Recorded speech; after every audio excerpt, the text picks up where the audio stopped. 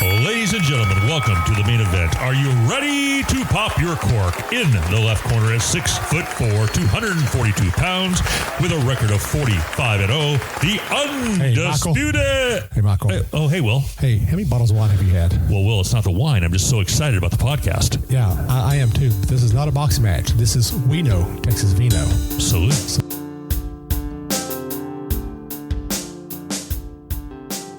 Welcome all y'all to We Know Texas Vino. This is your host, Will, and we are coming to you from TF Vineyards and Winery in Boyd, Texas. We are happy to have Paula Todd here on the show. Welcome, Paula. Hi, how are you doing? Doing good. So before we really get started into the show, can you tell our listeners what we're drinking right now? I'm drinking the grown Lenoir that we grow out here in our vineyard, and you're drinking Tannat, which we purchased from Ratliff Ranch about 6 miles from here. Nice.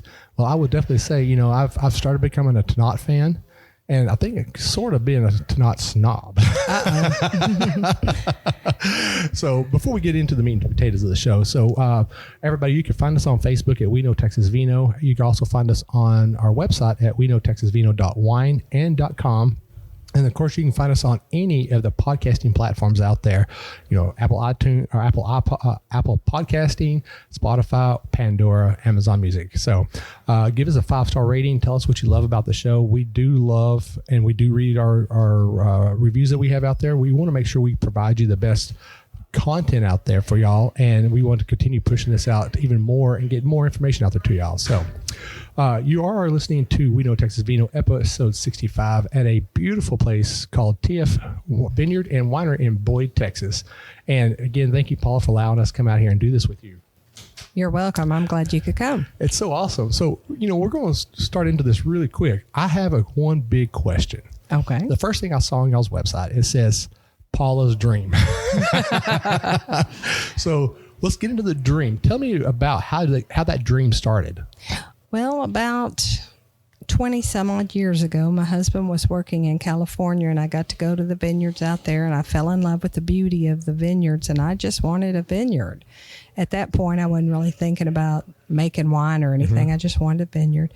But it progressed from there until we just decided my husband began to make wine, and he was really good at it, mm-hmm. won lots of awards, and we just kind of blossomed from there. Really?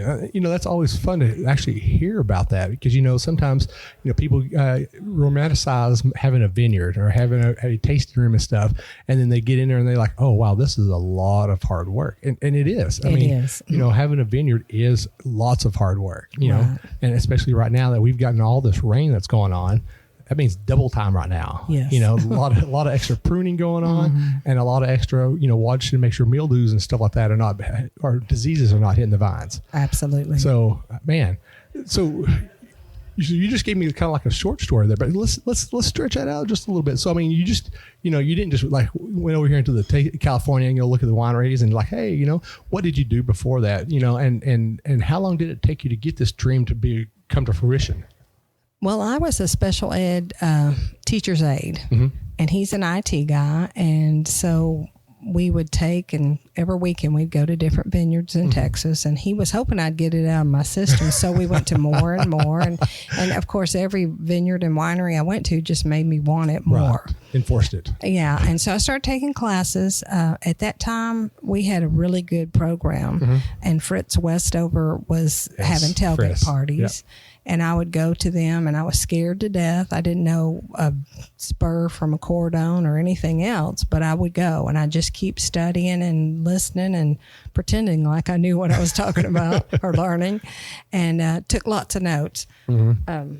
Well, he took them down, but I had 2 big notebooks over there uh-huh. about this thick that I would collect information. Wow. Okay. And I labeled one vineyard and one winery, mm-hmm. and I just kept learning and studying everything I could and going to every class I could. Mm-hmm. And he got to where he realized I wasn't going to lose this dream. So he would, he started going with me to some of the tailgates. And uh-huh. as he would sit there, he didn't want to be part of it, but he'd be at the back. And all the farmers or whatever you call them that were raising the crops would talk about their venture of taking some of their fruit and making their own wine. Mm-hmm.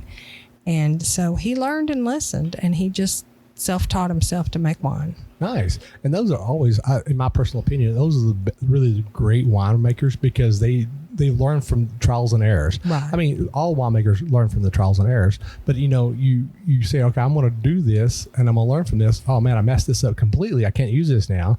So you have to wait a whole year again, unless you use kits.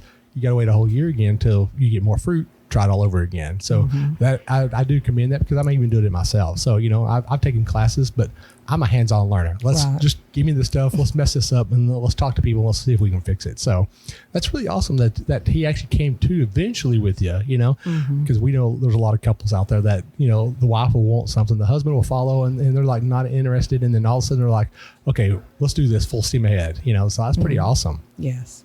So how did you come up with the name TF? That's an interesting story.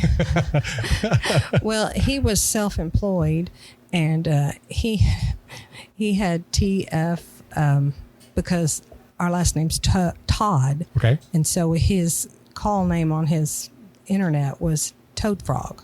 Okay. And so really and truly, that's the real reason why it's TF. We tell everybody it's Taylor Farms, which is my maiden name. Okay. Because he doesn't like that story. I like it. It's a lot better. So, yeah, it's Toad Frog or Taylor Farm, which is my maiden name. And my dad did help us get started. So we do share that. Well, that's good. I mean, you always have to have a good story, and I do like Toad Frog a lot better. I do too.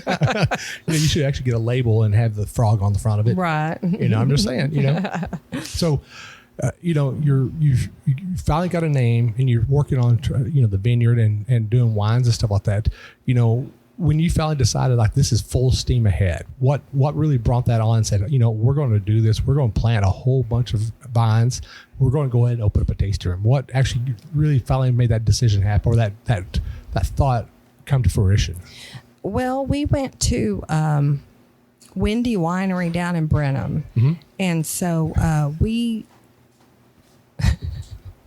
went to every weekend to them, and we helped them in their vineyard. We helped them in their winery, and we would help them plant. We would help them harvest. We did all these things. Okay. And so because of all our help, they would give us big things of fruit. Mm-hmm. And so that fruit, my husband would take home and begin to process it. I mean, it was all by hand. We were pulling it off. Oh, that's good. By good hand. Fun. Yeah. And because it wasn't a huge amount, but it was a big igloo ice cooler. And so we started making it that way. Okay. Nice. So how many? So when you first started doing it, how many pounds of grapes were you getting and processing by hand? Probably 300 pounds, maybe. It was quite a bit. I mean, to do by hand. Wow. And I thought I did 100 was a lot. It may have been 100. I'm not good with numbers. You just do a lot of grapes. It was a lot of grapes. And you're probably a little tired of grapes at that moment. Your fingers would be stained a lot. Yeah, that's true. Wear gloves. Yeah. Well.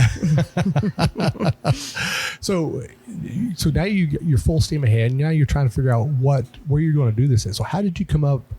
How'd you come up with this property right here? Because this is a really nice little property coming into it. Because it turned into a little dirt road, and then the way the trees are growing over, it's kind of like cool. It's like a little entrance hallway. Yes. It's really awesome. Makes me want to come and take my jacket off like right there at the gate. Well, we had lived down there. We had lived up here. We had moved down there to the Katy, Houston area, and that's where we were kind of mentored. And so then our kids grew up, and they came back up here. Mm-hmm. So his job could be either place. We started looking, and we'd come every weekend and start looking at property. And David was so tired of it. He was like, this is just not working. Mm-hmm. And so we put it on hold. We had a good realtor, and she just kept looking and looking for us. And somehow or other, this one came up, and we were put a bid on it, and we got it. And nice. It was a good slope. It had the good sandy loam soil. And like you said, it's beautiful. We've lost a lot of trees since we got it. Right. But it was just gorgeous with all the green trees and stuff. It's a very beautiful spot. I really enjoy coming in here. So how many acres do you have here? Almost 9. Almost 9. Okay. And we live right next door in the stone house. Oh, okay. I thought you actually lived right back over here. Well, that's it. Oh, the stone. Yes, Okay. Yes. You're turned around. I'm turned around a little bit. So you got 9 acres here. So how many actually is under vine right now? It was 1 acre, but we've lost quite a bit of vines during the 3 years of the cold snap and then the 2 droughts. We call it an acre, but it's probably less now. Okay. Half of it's Blanc de Bois, which is a white grape, and half of it is the Lenoir, which is what I'm drinking. And David likes to blend the Lenoir. He does not like to drink it, but it's a good blending wine. And I think you're the second person I've heard on this side of Greenville that actually is growing Blanc de Bois. So it's what we knew. It's what we won lots of awards for. We love it, but it's not the best to grow up here, I don't think, although it's doing pretty good. Yeah, I hear there's people trying to start growing it up here in the North Texas area. I know it grows really great in East Texas, right? Because of the Pierce disease resistance and all of that. I know a lot of the wineries down there, they've got a vineyard, they've got at least an acre of Blanc de Bois on there. And I know one person over in West Texas out in Stephenville, she's got like, I think, a half acre of Blanc de Bois growing out there. And I'm like, I don't know how that's working, but she actually has it, and it's actually really, really good. She doesn't filter it, which is actually adds a whole different flavor to it. I bet. Yeah. Because I'm used to seeing Blanc de Bois, like, really crystal clear. Yes. Yeah. Which, let me tell you my story about the first time I drank Blanc de Bois. So it was Mother's Day out at Tara's Winery, and I've never had Blanc de Bois. And so I got a glass of it, and they came and sat it down. And I had a water glass in a wine glass, and then I had the Blanc de Bois in the wine glass next to it. I always put my water on the right side. It's just an OCD type thing I got. So I had thought I already did that. So I reached over on the right glass and went to grab it to drink it. And I was like, man, this is the best tasting water I've ever had. And I was like, what kind of water are y'all using here? They said, oh, no, that's the Blanc de Bois. It makes a really good wine. Oh, it does. And it's very refreshing, especially when it's hot outside. It is so good. And it's actually, I'm watching more wineries vineyards growing it now because of that. So it's awesome that y'all have that up here. Well, I'm glad, because we've struggled to get more Blanc de Bois because we don't create near enough in our little vineyard. And because of the 2 years of the drought, I haven't been able to secure any. And so we've had to go to a few different other flavors, but Blanc de Bois is our favorite. Yeah, I definitely want to try the Blanc de Bois. Good. Yeah. So when you finally decided you're going to plant your own vineyard, how long did it take you to actually get it all secured and get it planted? And how many nightmares did you have? Well, we lived in an apartment for 3 months, and we had pruned a lot of cuttings that we had watered for years. I think it felt like in our backyard in Katy. I think we had 180 different buckets, which is really too long to keep them in the buckets, but we had them in there for several years. And my in-laws took care of them while we were in the apartment trying to find this place. Once we found this place, we just hit the ground running. We got out there and we started scraping the ground. We had a company come cut a couple of trees down, which we didn't want to, but we had to. And I have a funny story. So while we're out there scraping the ground, trying to get all that coastal hay off of the land, my neighbor over here, he goes, "What are you kids doing?" He's younger than me. He goes, "What are you kids out here doing?" I explained what I was doing, and he said, "You're never going to get all that coastal hay to quit." I said, "Yeah, you watch me." Well, we struggled, and I got pictures in this book where we got it down to the sand, and it was beautiful, bare sand. But immediately when it rained, all that coastal hay came back. But we were glad, because that made a nice path for when we're out there trying to take care of the crops. Right. And coastal, yes, it's almost as bad as a weed, but at least the one good thing about it is when it grows in between your rows, it protects the soil from rotting away. Right, and that's what I found. So I was kind of glad it did come back. It does make it easy mowing though, because it's so easy and so light and easy. So that's awesome. I mean, always starting in a vineyard is always the pain point of every winery. Because there's so much work to get started and get. You got to dig your holes, and you got to get your trellises up, and then you got to get your watering lines up, and then And we did water first. My husband and I did everything. We rented a trencher, and we trenched our water out there. And I've got all these pictures in this book over here. And then we did put up our trellises. I got another funny story about that. Okay, I got all the time. So we're out there trying to string the wire. And of course, we're new at this. Right. Neither one of us really know that much about it. And so I'm supposed to be holding this big spool of wire that weighs so much.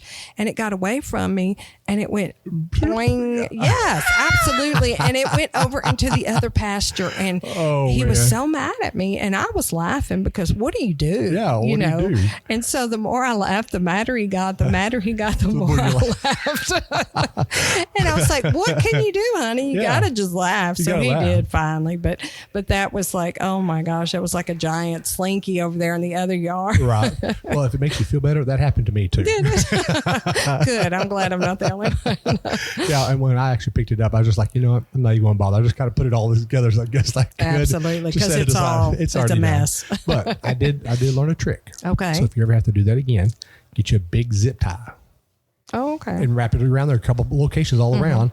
That way, when you pull it, it still rotates inside of the zip ties. Oh. And eventually, it'll wear down the zip ties. Yeah. But you can, zip ties is good to know. 10 cents, Yeah. So you can re-zip tie it again. Just don't do it tight. Tight. Just do it where it still can move around and you can just use it and roll it. Or a spinning Jenny. Yes. That's what we ended up getting. Yeah. Yeah. So just a little thought there. Tractor Supply became our friend. I bet. Tractor Supply. So my folks has 5 acres in East Texas. Oh, okay. And I've actually talked them into taking that 5 acres because they're not doing anything with it and planting a vineyard. Oh, wonderful. But the problem that we have out there is all that underbrush and all the underburning. And they've got, the soil is actually so beautiful. It's sandy top. Like the first 3-4 inches is sandy.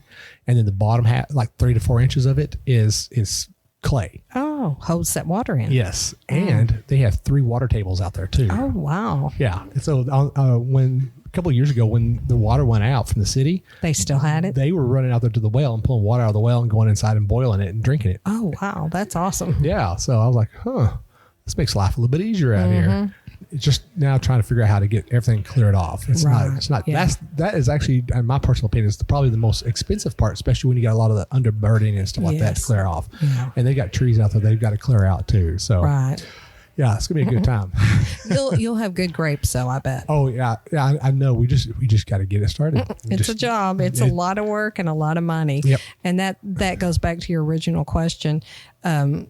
You have to have deep pockets, and we didn't have particularly deep pockets, but we had a lot of work in us at that time, and we worked our butts off. Oh yeah. And we rented a lot of equipment, that we didn't have, and we just trial and error, and we just kept working. Some of the things I wished I'd have done a little different. The Watson system on the Blanc de Bois. I wished I'd have gone that route, but we didn't. Yep. And I struggle with my Blanc de Bois because it just wants to fold over, and the fruit's so buried in there that I do struggle with that. Yeah. Blanc de Bois. I mean, so I've heard 2 different stories about this. Blanc de Bois wants sunlight, and also heard that Blanc de Bois doesn't want sunlight. Because it's a white grape, so you don't want it to sunburn. Yeah, you don't want it to sunburn, but at the same time, it still wants that sun. It still wants to grow and be a healthy, happy grape. But do you cover it? Do you uncover it? Right. It's hard. And that's where I think Jerry Watson did such a good job years ago. We went to his farm, or whatever you call them, I guess a ranch, where he grew them. And that was one of the teachings that I went to, was Watson's vineyard, teaching us how to do that and how to spray and all that. Yeah, we've been around a while. Well, that's awesome, because I love hearing this story, because, in fact, Victor out at Twisted Pine, way out in East Texas. Oh, okay. I hadn't even heard of that one. They're brand new opening. They're like 3.5 hours east of here. One of the things he said, and I've always give him shout outs when I can. And here's his shout out right now, is he loves our show because of what you're saying, because he actually gets to listen to learn of this. Oh, okay. And if it helps somebody else not make that mistake from your mistakes. Right. That's a good thing. That is a good thing. Because, I don't know how much you know about the podcast here, but we're actually heard in 33 different countries. Oh, wow. No, I didn't know that. We're in 33 different countries, and people listen to this. Some of the feedbacks that I've gotten, people listen to this because they love what you as the owner of the winemaker and the vineyard owner, have to say about what y'all's trial and error has done and how y'all have grown from that and what y'all wish y'all could have done versus what you've done. Right. And so that's just an amazing feedback that we get. Oh, well, good. Yeah. So you kind of answered this question, but we're going to ask it again. So obviously you're Blanc de Bois estate. Right. So where do you get the rest of your grapes from then? We purchased some from a vineyard down south. I can't remember right now, but they all died. And I don't think it was necessarily from the nursery that particular year, because we kind of planted our vineyard in phases, because we did do it by ourselves and we did have our own little pots that we planted out. But we planted that second phase, and of all years, we got an April the 17th frost. Yes, I remember that. And it killed my entire brand new, all those expensive plants that I put out there. and I don't even remember where we got the next ones from. I just kind of blanked that out of my mind. I was so upset because I was so excited when I'd go out there in my little covers that I put out for them, and I'd see the little green coming up, and every day I'd go out there and I'd look at them and I'd take pictures. I was like, oh, my grapes are growing. And then they died. I've got a similar story to that. So I planted 12 vines in my backyard because like I said, I'm a hands-on learner. So I planted Tannat, Mourvedre, and Grenache. Oh, okay. And my first year, man, they were growing like wildfire. I was having to go out there almost weekly and clip the clusters off of it. Wow. And I'm sitting here, I'm like, man, I'm proud of this. I can make a little very small batch of wine out of this. I'm going to do a nice little blend with this. And then I got a Great Pyrenees. Oh. Yeah, I went out there one day and I looked at her and she had one of the vines in her mouth. She had torn up all my vines. All of them? All of them. Yeah. Now, luckily, that was like toward the end of growing season. So I was like, okay, I still had to clip them for the winter time and stuff, so it's no big deal. I'm thinking, here we come. Now it's springtime, and out of the 12, I've got 2 still alive. Oh. And then my mower comes over and hits them with his weed eater. So it's time to start over. It's time to start over again. Yeah, I say all the time, I don't know how farmers do it. It's a very, very hard thing to grow anything in Texas. Yeah. It is. But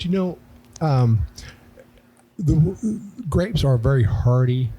How can we say? I don't want to say vegetation, but it's a hardy plant. It is. I mean, it doesn't take much for it to grow, for water-wise, but it is very susceptible to heat and cold. And if you can, unfortunately in Texas, you can't maintain that. But if you can kind of keep it in a happy medium, right. Whether you do big bonfires when it's going to freeze at night, to having a fan to move air so that the hot doesn't stay there or the cold doesn't stay there. Whatever it takes, just to kind of get that happy medium, so you can get that edge to make sure that grape grows to its potential. We could do whatever we can. I mean, unfortunately, we still can't control Mother Nature. No. And I think she's pretty angry this year at us. Yes. Yeah, it's been a tough 2 or 3 years, really. Yeah. But one thing my mentor down south told us was, when those plants look dead, he said, don't pull them up yet. Right. Because they will come back. And I've seen that in my vineyard out there. I'll think it's completely gone, and it may be a year, but the next really good rain, they'll come up by the roots. Right. They may not produce as much fruit that I would like, but I'll give them a second chance. Right. And that's what I've done also. Ones that my Great Pyrenees didn't chew on, or has chewed on, but the mowers didn't hit. I'm letting them sit there. I'm going to give them one more year. Yeah. Just to see if they decide to, be and they might. Strong little roots. Right. You never know. So I know when we came in here, or when I came in here, you started talking to me about, your winemaking classes you have. So you have, and I saw this on your website, you have a lot of different events that you have going on here for learning how to make wine, to wine competitions, to different little things. So you kind of touch on each one of those for a little bit. Okay. Well, when we got started, again, we started first with wine kits and very quickly produced, with fruit. But we put our wines into competitions that were for amateurs, and some of our mentors had little classes at their wineries, and so it was very encouraging when we would start winning awards on this. And so once we became a full-fledged winery, we felt like we wanted to pay that forward. Okay. And so we've done several classes where we've done a kit, had people come out and enjoy sitting and watching it. Mm-hmm. Most of them didn't do anything with it. I've had several, though, that did go home and make wine, and that's always fun to me. I had one of my good customers. She came and helped us press down Tempranillo, and then she asked if she could take the raisin cakes, whatever you call them, the pressed grapes. Right. I call it a cake because that's what it looks like. Right. And she took bags of that home, rehydrated, and made her own wine, and then put it into our competition and won second place. Wow. So that was a fun thing. I've got a lot of customers that are here today that are part of my core group that they love making wine now, and they enter it into the competition, which, by the way, if I can put in a little plug. Oh, yeah. We ask that if you have any homemade wine, well, not homemade, but you know what I mean, amateur wine, bring it in to us by August the 10th. And we've got a lot of judges coming on August the 24th. They'll judge it on that morning. And then that afternoon, we open it up to anybody that wants to come back, bring their friends, and we call it People's Choice because we had all those bottles of wine. The first year we did it, we had 68 entries. Nice. And so we had 68 bottles of wine and we didn't know what to do with it. And the next year I think it was a little less, but it was about 47. And so this year it'll probably be high again. And we just felt like that was a lot of fun. I've got a food truck coming. I've got live music that day. And so we'll just sit around and sample wine, and people will judge for which one they think is theirs, and usually they're wrong, which is fun. So I'm going to ask some dumb questions. Sure. So these wine kits that you're using, so they already come with all the packets that you need to put in there. Now, do you say, we're not using this, we're going to teach you how to measure it out, and you need to test it to say, hey, you got to add a little bit more tartaric acid to this, you need to add a little bit of potassium to this, you need to do this, you need to do that, a little SO2, do you teach them that?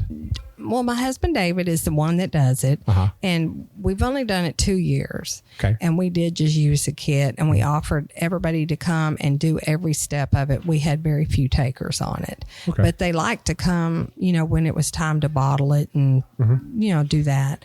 I would like to do what you're saying, but I don't know if he would want to do it. He's told me I need to do it. So, and I was the teacher's aide. So that's something I may do in our future. I will tell you this, starting out myself, I'm really so much a hands-on person. So that's what I've done with my Tempranillo. It's like literally I've just put it together, and I would do, like, for example, the pH on my Tempranillo was at like 4.75. Oh, okay. And I thought that was, for me, it was a little high. Yeah, a little high. So I wanted about a 3.75. Instead of just a little at a time, I was just like, I'm just going to pour all this tartaric acid into it. And next thing you know, it became a big acid bomb. And I got to talk with Grayson out here at RK, and he gave me some stuff, and I can't remember what it was. I was able to bring it back up. I did very small amounts, and I brought it up, and it's now, the last time I checked it was at a 3.75. Oh, good. And then once it sat right there, I let it sit there for a couple of weeks. I tested again, and I think it's perfect now. Oh, good. It sounds good. Oh, yeah. So I brought you a little sample of that. That's what you, okay, good. So, yeah.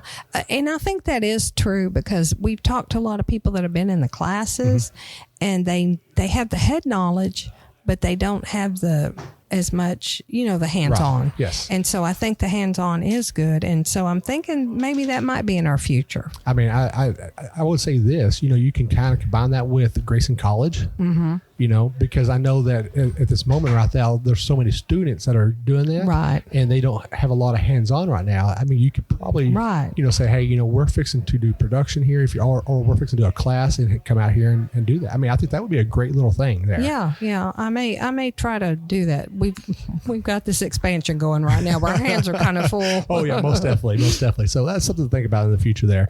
And I really like that y'all are doing that because I mean, in fact, I think my folks will even love to do that, just to come out and try it. Now, I know it's not just something you do in one day. It's multiple days. You've got to do your punch downs, and you've got to do your daily testings, and then you got to do your rackings and your re-rackings and your clarifications, and which it still cracks me up to this day when I hear somebody clarifying their whites, they're using egg whites, and I'm like, we don't do that. I'm like, I mean, but I understand the process. Right. And the Blanc de Bois, going back to something you said earlier, you said that they didn't filter their Blanc de Bois. Right. And I'm maybe out of order here, but I wanted to say this. When we first started doing our Blanc de Bois with the fruit that we had received, I had read that you shouldn't filter whites because it takes out the flavor. And so David would say, okay, fine. And then he would blind test me and say, here, one is filtered, one is not. And I always chose the filtered wine as the one I preferred. It tasted better. Yeah. I don't know why it is. I've drank her filtered one, and it's actually, I wouldn't have thought it'd been that great. It's actually really good, especially when it's really, really chilled. Yes. Like when I say chilled, I'm talking about like a 40-degree chilled. Okay. Right. and it's really, really good, and it's surprising. Now I do have a little bit of a filter at the house that sometimes I'll pour through it a little bit to kind of clarify just a little bit. Yeah. But it's still really, really good. And I was really kind of shocked by that. But I'm with you. I'd rather have my wine filtered, because sometimes there's little particles inside there. You're just like, I didn't want to drink that. Yes, right. I understand. So you got a wine competition you do wine classes out here. What else do you have going on out here?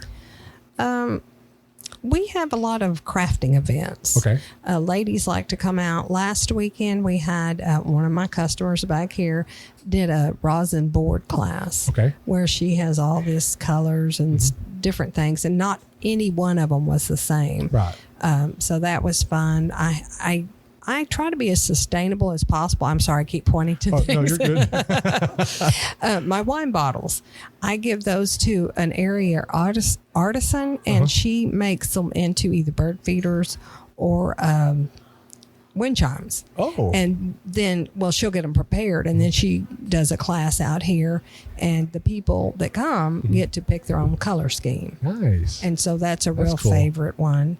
I've had cookie decorating classes out here and hat decorating classes. People like to come and decorate and drink wine. Yeah. Oh, yeah. But paint and drink wine too. Right. But you've got a really beautiful place out here. Thank you. You get away from the hustle and bustle of the city, and you come out here, and where you're located out here, even on the fairway, the main road out here, it's not even busy at all. And so it's nice to get away from that and just forget about life for just a moment. Right. Drink some wine, sit in the country, and just enjoy. Right. And that's my goal as a owner, is I try to make this as peaceful as I can. I do tend to ask people a lot of questions when they come, but for me, that's so that I can get to know them, because my motto is come in for a tasting and leave as a friend. Oh, yeah. Because if I can sit over that bar over there and talk to them and share with them, I don't give a flight. Right. I give tastings, and I talk to them and I watch their faces. And if they didn't enjoy it, I'm not going to go that route. Right. I'm going to change gears. Yep. Because I've had people come in and say, oh, I hate sweet wine. I want dry. And I'll start dry, and they're not enjoying it. Right. So why keep giving them that? And I'll slip in a semi-sweet or an off-dry, and they're like, oh, this is what I like. So I like that personal touch to watch their face, watch their reaction. And I usually, very, very rare, I've been doing this for almost 7 years now, and I could say I've scored probably 98% getting people what they want. And that's something I love doing also. In fact, I have a funny story also about this. I had a lady come in one time, and she's military, and she comes in, she goes, I love really heavy, dry, bold wines. And I'm like, okay, I got you something. So I pour her a glass of Merlot, and she's like, no, this is too sweet. And I'm like, sweet? What? Seriously? And I looked at it and I smelled it and I tasted a sip of it. I was like, no. And so I reached over and grabbed her a Tonnat. She drank that. She goes, no, this is too sweet. And I said, are you okay? Is your taste buds okay? What did you do earlier today? And she goes, oh, I didn't do nothing. And her friend was sitting right behind her, and she's standing at the bar, and he looks and he just shakes his head at me. And I was like, okay, hang on a second. So I reached over and grabbed her a Tarragodo. A what? Tarragodo. I don't even know what that is. It's the first couple of sips, you're like, I hate this. And the third sip, you're like, oh, this is actually pretty good. I'll have to bring you a bottle of that. Oh, I've never heard of it. So she tried that, and she's like, no, this is too sweet. I said, these wines, and I looked at the charts on them, and they are all like 0.50 residual sugar on it. And I said, there's no sugar in these. I mean, these are dry. And she goes, well, I love the big, bold, acid tasting stuff. I'm like, all right, hang on just a second. So I walked over to the cooler, and I grabbed her a Trebbiano. And I poured her a glass of that. She goes, oh my God, this is what I love. And I'm like, you realize this is a white, not a red. So yeah, I've had that too. I got to talking with her, and I found out before she came over there, she took a pickle shot. Oh. And I'm like, well, the vinegar just jacked your taste buds up for the next 3 days. You know, people, I mean, I love teaching people about wine. Mm-hmm. And, you know, there are some things out there you drink that will just ruin your taste buds. Mm-hmm. And it usually takes, for me, 1 or 2 days to clear those off your taste buds. I mean, you can rinse all day long. You can brush it all day long. It's there. It's there. Yeah. And drinking vinegar is one of those. I cannot imagine. Well, or people coming in chewing gum and wanting to do a tasting. And I hate to be rude to them, but I'll tell them, if you don't mind, if you'll spit your gum out, eat some crackers, and I'm going to give you a few minutes, and then we'll start the tasting. Especially a spearmint. But surprisingly, most of them still find something they like, but it is more difficult when they've got something on their tongue. Yep. You know, one of the things I do love doing is when I get people come in that have we have to have entertainment on the show too, you know. One of the things I love doing is when people come in, they say, oh, I don't like red wines, I don't like sweet wines, I mean dry wines, oh, I don't like white wines, only like sweet wines. I love saying, look, I tell you what, I'll make you a deal. Do a tasting here. I'll walk you through this and I'll teach you, because a lot of times they were never taught how to drink wine. Right. They were given a super bold Tuscan style wine, and it's so dry that they were like, no, I don't want to drink this ever again. And I walk them through, you know, a white, a rosé, and then go into a light red, and then kind of, and you know, I'll go from a light red, walk right into it, and I teach them, talk about the swirling, talk about the smell, and allow the taste buds to blossom and to kind of connect the what you just smell with the tongue, and eventually you'll get that connection. Right. And I've walked people so many times through that, and I've changed their minds about drinking wine. In fact, I got one little instance. I have a lady that was in Missouri that was here in town in Grapevine for a conference, and her husband doesn't drink wine at all. Okay. And so she was going through a tasting because she drank nothing but sweet wines because she was from Missouri. Mm-hmm. That's all they have over there. I feel bad for their taste buds over there. Right. And so I was walking her through that. And by the end of the night, she had bought 3 bottles of reds. And her husband was like, I want to drink wine now. Oh, wow. And see, that's the kind of impact I love making on people, because you again, like before we started on the show here, I was telling you about a podcast where they were talking about wine being snobbery and pretentious. You know, it doesn't have to be. Right. Absolutely. It's a beautiful friendship making glass. It makes conversations. It brings people together. Right. Oh, I agree. I mean, you've got a good example of that here. You know, you got a nice little place here. You got people coming in here doing arts and crafts and making wine and, you know, doing competitions and stuff. It's awesome what you're doing out here. Thank you. So, you know, we're coming to the point where we're going to get ready to do our second half of the show. But I want to bring up a quote that was on your website, and I really like this. It says, let me scroll down here on my notes so I can see everything. It's actually John 15:5. Mm-hmm. It says, I am the vine, you are the branches. Those that remain in me and I in them will produce much fruit. That is, in every sense, I'm trying to kind of hold back a lot of stuff here. Sorry, I do apologize. That is so much into winemaking and how we talk to other people and our way of walks in life. Yes. You know, we can compare our life as humans as a grapevine. Yes. And the way way your scripture here was on the website, I just looked at it and I was like, yeah, this is what we as humans should be like. Mm-hmm. So I do appreciate that quote there.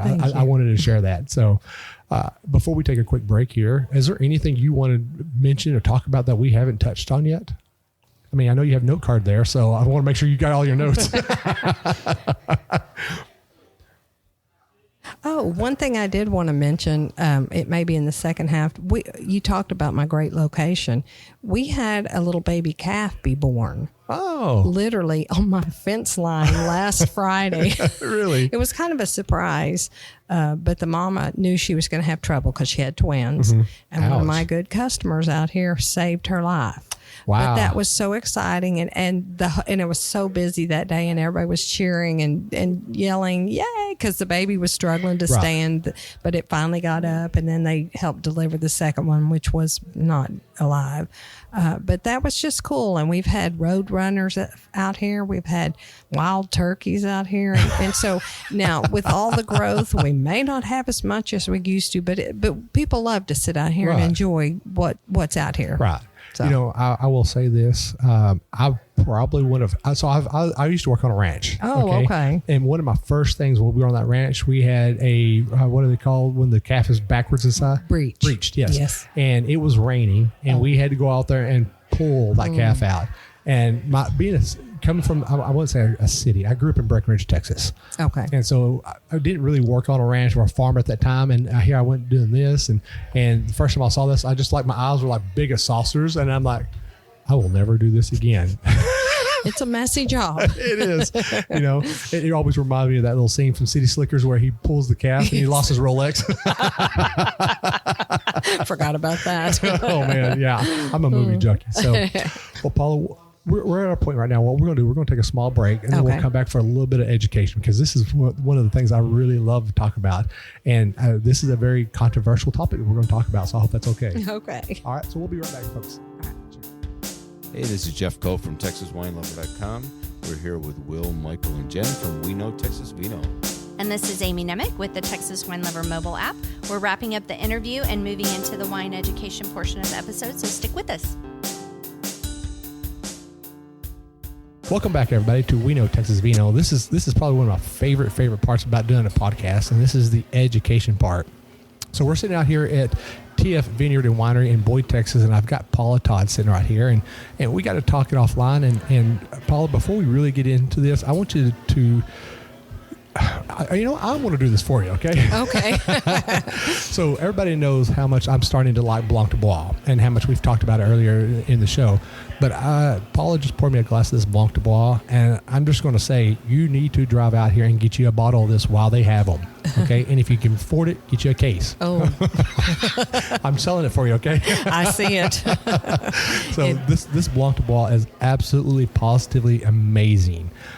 So y'all come out here and get this. I mean, in fact, we were actually talking about it. As weird as it is, you know, people pairing catfish with wine. I would actually eat not fried catfish. Okay, right. I'm talking about, you know, oven roasted or even in the smoker catfish with a little bit of grilled onions on top of it. I don't know why. That's what I felt like.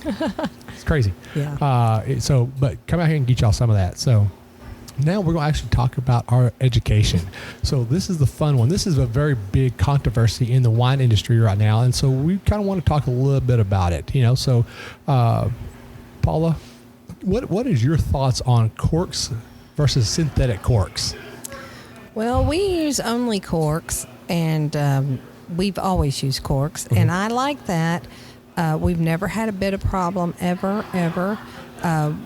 We were at the Twigga conference before we opened up, and we met with some companies there in California, which I like to do local as much as I can, but I haven't seen of a cork place around here. Right. We've always used corks from them, and like I said, never had any problems. Mm-hmm. It's kind of a romantic thing, popping that cork. Mm-hmm. I know you're not really supposed to do that, but I like doing it. Hey, it doesn't hurt every once in a while, you know?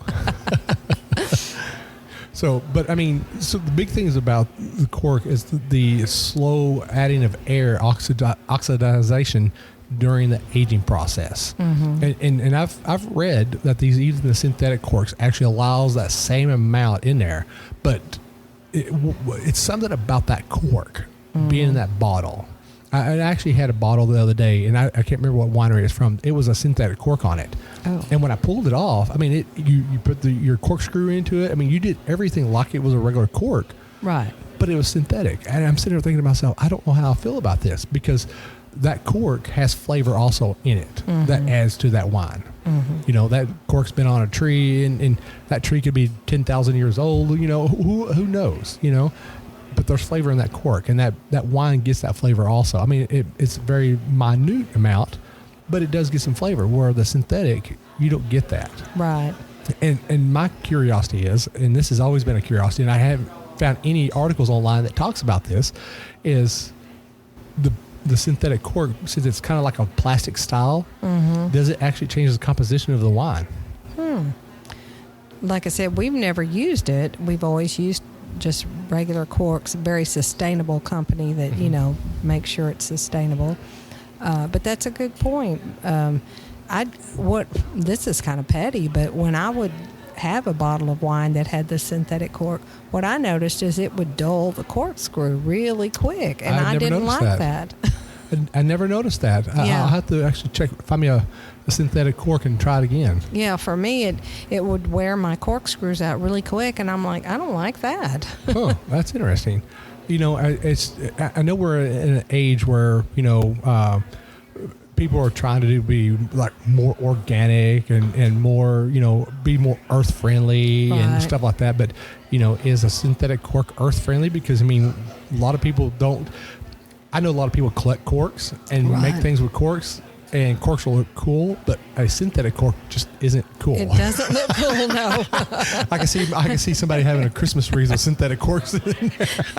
And I've done those things. I've made a little Christmas tree out of corks and stuff, but I never had any synthetic ones on it. Again, like I said, corks, the synthetic corks versus traditional corks, it is a big controversy right now. And then, we can even take that controversy one step further. And we can go corks versus synthetics versus screw caps. Yeah. I definitely, I don't know. Well, I know there is a lot of argument either way, and people love it or hate it. I don't like the screw tops. They are convenient, but I sell a little topper that goes on top of my bottles where you can put your bottle in the refrigerator sideways if that's something you so desire, because that's the argument a lot of times is, well, if it's got the screw bottle, you can put it in your refrigerator sideways. Yep. I mean, you can always put it in sideways. Now, it doesn't mean the wine will still be in there. But, I love these kind of educational controversy topics because, it makes people think, because we don't know what's going to happen in the next 5-10 years of wine industry. It may be to the point where we're out of cork. I don't know. Right. I have done some reading about the cork industry and how it's declined quite a bit, and there's a lot of cork waste. So Well, and I think the younger generation coming up, they're really big into sustainability and making sure that we are earth friendly. But it does make you wonder what goes into the synthetic cork, what goes into the making of that screw top. Right. I'm sure there's a lot of things that are involved in that. Right. We are set up where we could use any of the above. Okay. But we just have always chosen to use the corks. They've worked for us. I think, me personally, I like the traditional cork also. I do too. It's just, I listened to a book a couple of months ago called The $1 Billion Wine, or the $1 Billion Wine, I think it was. Oh, okay. And basically what they did is they found a hidden wine cellar in France. Oh, wow. That they hidden from the Germans. Oh. And found out that was Thomas Jefferson's wine collection. Oh, my gosh. And the cork was still good inside there. Isn't that unbelievable? It is. Now, here's the crazy thing is when they find these wines, they actually pull them out and put them into an oxygen-free room. Like they, you know how you see the, I'll put my wine glass down so I can use my hand. So you know how they've got those rooms where you stick your hands inside those gloves and the room is all clean and sanitized and stuff. They put these wines inside those type of rooms, take the oxygen out of it. They will remove the cork out of it and put a new cork in it. Wow. Because that cork's going to start deteriorating and then it's going to fall apart and stuff. And I'll even take this one step further. The winery that wine came from was still open. What? And so they were having this big dinner and stuff. And this book was written in the 80s. But still. Yeah. So he took this wine to them and he was like, yeah, look at this. I got this wine from y'all that was made for Thomas Jefferson and stuff like that. And just showing it off. And as he was walking out to go put it back up, he tapped the wall and the glass shattered. Oh my God. I think at the time, he said he paid $150,000 for that bottle in the 80s, which, nowadays, no. Yeah, and he said the people from that dinner party was over there licking their finger and tasting that wine off the floor. I bet they were. But they said that wine was so Still cloudy. good. Yeah, it was still good, but it was cloudy. Yeah. But it well, heck, it was what, over 100 years old. Good night. But it had time to oxidize. That's why it changed colors, which people don't understand that. Even though the cork's in there, it still has very minute amounts of oxygen accessing that wine, and that's where it kind of ages a little bit with it. A lot of winemakers will say, hey, we'll put it in a bottle and we'll let it sit there for a little bit and soften up. Well, it's because it's getting a little bit of oxygen at a very slow rate. And a lot of people, when I tell them that, they're like, I didn't think that. I thought the cork was, it wouldn't allow oxygen through. I said, well, cork is porous, so it'll let some through. So it's great to learn stuff like that, and people understand it, and they're like, oh, okay, So, well, Paula, I just want to say thank you for allowing us to come out here and sit down and talk with you, get to know about you and your family out here and what you've come from. My takeaway from this is your dream is never too big. Okay, you can always accomplish your dream. You just got to keep pushing forward. Right. So I really do like that. So, well, real quick before we end our show for the day, I want to thank our sponsors, Texas Wine Lover. Jeff has done such an amazing job of that app out there. And have you got your spot out there on the app? I believe so. Okay, good. Need to double check. But Jeff is a great man out there. We actually call him the Godfather. Yes, he's awesome. Yeah, he is an amazing person. And then Texas Wine Club, letting you have wine from all parts of Texas when you can't travel to it, so you can figure out if you want to travel, you can actually find a place to go to. And then one of our other great sponsors is Fly with Wine. Yeah, if you want to travel to like Old World and bring wine back, instead of shipping it UPS or FedEx, this suitcase, you can put the wine inside of it and you could check it in. Oh, wow. Say it for the same amount as you'll ship it, and you'll have it with you when you land. Wow. And you can be drinking on the way home. Sounds like a winner. Oh, it's amazing. And they actually gave us one of the suitcases, a suitcase that'll hold a case of wine. Oh, my. And it's got our name on it, and I can't wait to use it. In fact, awesome. I'm ready to use it. So, Paula, we're coming to my favorite part of the podcast, and it is wine quotes. And I hope you really enjoy these, because, when I read them, I kind of laughed, but kind of had to think about them a little bit. So the first one is when it comes to wine, I tell people to throw away the vintage charts and invest in a corkscrew. The best way to learn about wine is the drinking. True. Oh, it's definitely true on that one. And then the last one I have here is, I enjoyed great health at a great age because every day since I can remember, I've consumed a bottle of wine, except when I have not felt well. Then I consumed 2 bottles. That one right there came from Bishop Seville. Oh, my goodness. Well, this is episode 65 of We Know Texas Vino out at TF Vineyards with Paula Todd out here. And again, thank you for allowing us to come out here. And this is Will. We're signing off. Cheers.